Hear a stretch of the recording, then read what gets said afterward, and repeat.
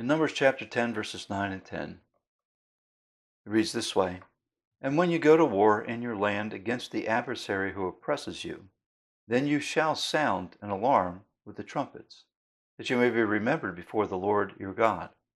And you shall be saved from your enemies.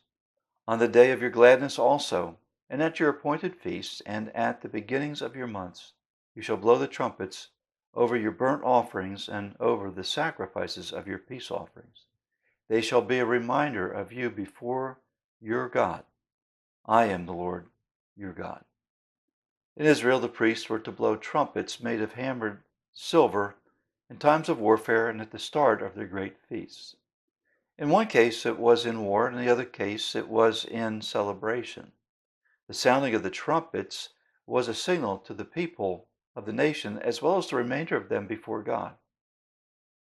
In the New Testament, we see two parallels of the trumpets. One is the proclamation of truth, and the other is the call of the dead to life at the time of the resurrection. Paul likened the proclamation of God's word to the trumpet which was sounded as a call to battle.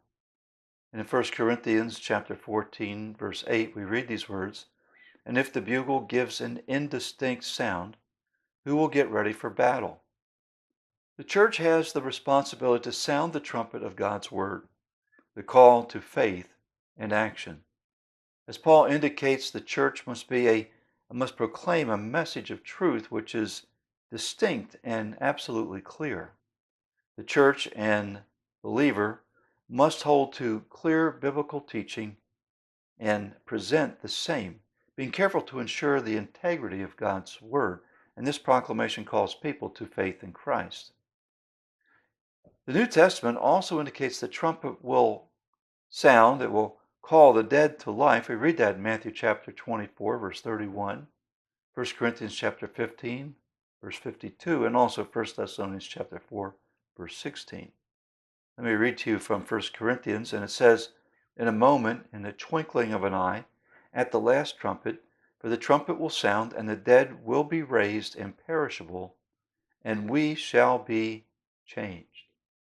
This last trumpet is the call to everlasting joy and celebration as we experience our glorification at the resurrection. As the trumpets sounded the beginning of the celebration of Israel's feasts, the scriptures indicate that there is a day coming when we who believe will enter that glorious place of eternal joy in our heavenly home.